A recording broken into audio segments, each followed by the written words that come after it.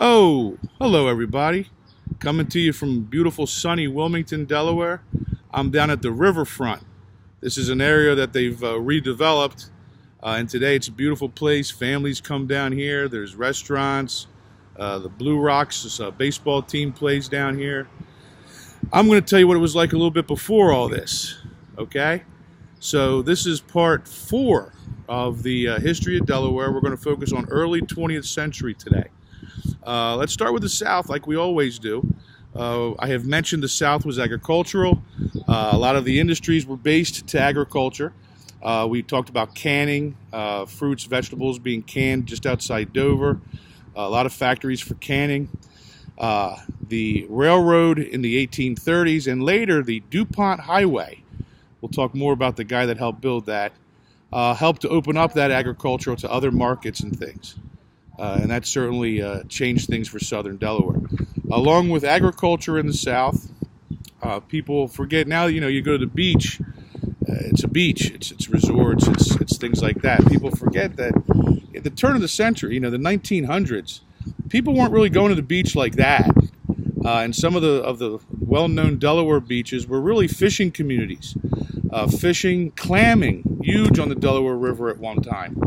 And so, towns like Bowers Beach, Broadkill Beach, Slaughter Beach, they were small fishing communities and clamming communities where people would make their livelihood on the Delaware Bay and the Delaware River.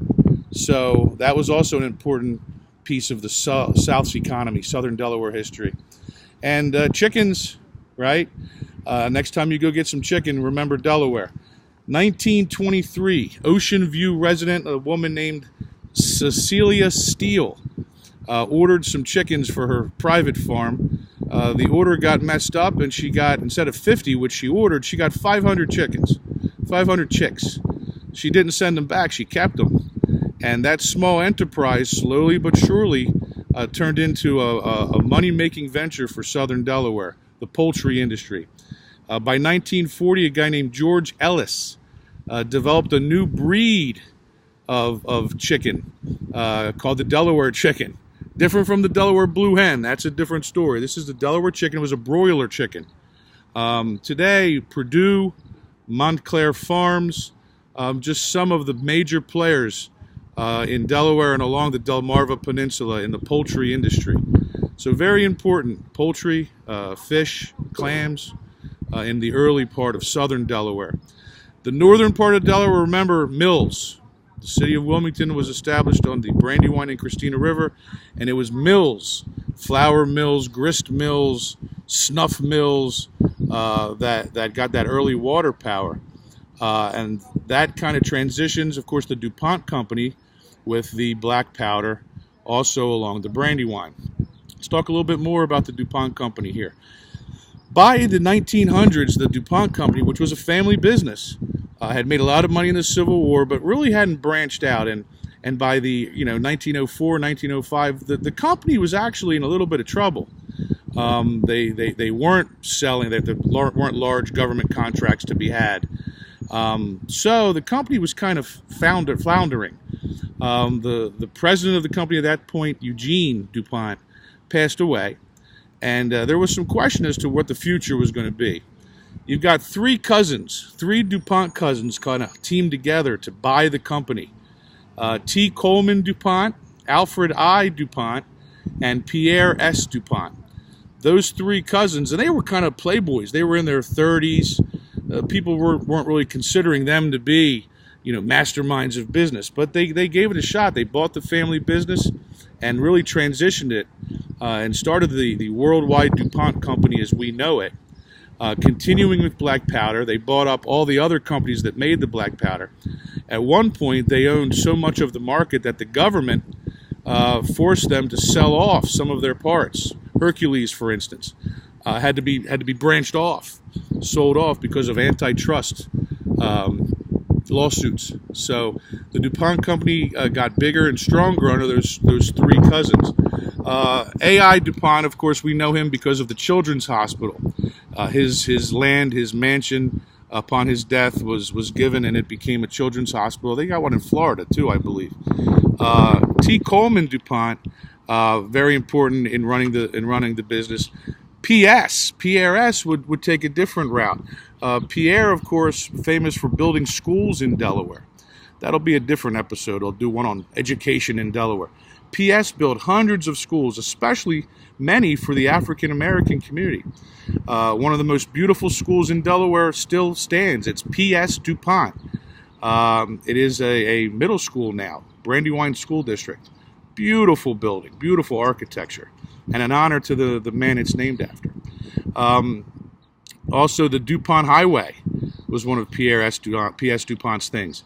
The building of an automobile highway to stretch all the way down Delaware, connecting the southern part. It did a lot for the state. Paid for mostly by his own money. He also, PS, had a secretary that we should mention here. His name was Jacob Raskob. He becomes DuPont's private secretary in 1901, worked his way all the way up to treasurer of the company by 1914, and by 1918 becomes vice president of the DuPont Corporation. Big player in New York politics as well. In fact, Jacob Raskob is responsible for the building of the Empire State Building. His Delaware home later became Archmere Academy, well-known prep school in North Wilmington. That was his property, his mansion. And Jacob Raskob was the mind behind a lot of that early DuPont success, having DuPont buy the General Motors Corporation, which again later the federal government made DuPont dismiss itself from. It's just too big of a company, I suppose. And then behind me, we see two big cranes here on the Christina River. The Brandywine was shallow and fast. The Christina was a little deeper and was perfect for shipbuilding. So along the Christina River, we have companies that built ships. The cranes you see behind me are from the World War II period. That was the Dravo shipyard. Prior to that, Pusey and Jones made beautiful ships, one of which won one of the championships, one of the cups, one of the blue ribbons, etc. Beautiful, luxurious yachts, and just big freighting ships too, freighter ships, wooden at the time. Pusey and Jones, another major industry down here along what is now the riverfront, was Harlan and Hollingsworth. Harlan and Hollingsworth made rail cars. Some of the rail cars they built went to the presidents. Now they have limousines they drive around. In the old days, the president had his own rail car, and they were magnificently furnished. And there were some wonderful craftsmen, leather, woodworkers, that made the inside of those rail cars so beautiful. And that was Harlan and Hollingsworth, two very early important industries down here along the Delaware riverfront. So we talked about DuPont, we talked about railroad cars, we talked about ships, we talked about chickens, we talked about fishing. So that's the early 19th century Delaware history for you. Going to come back. We got some things in the works. Going to do a separate show on World War II. I was going to hit on some of that again with the Dravo shipyards behind me. Talk about some of the boats they built down here for World War II. That deserves its own show. And so we'll talk about World War II. I'll probably talk a little bit about World War I and World War II. We'll do a combined show for that in the very near future. Also, I just released my mom's pizzelle making video. Went down to her second basement. Some Italians have two kitchens, one in the basement where they do all the work, and then a kitchen for show upstairs when company comes. So my boy and I, we went over there today, made some pizzelles. So you may want to check that out too. Thanks for watching. It's a beautiful day here in Wilmington, Delaware. I got some history behind me. I thought we'd come on site today and get out of the house a little bit. So thank you for watching. Have a great day, and stay tuned. I got other stuff coming.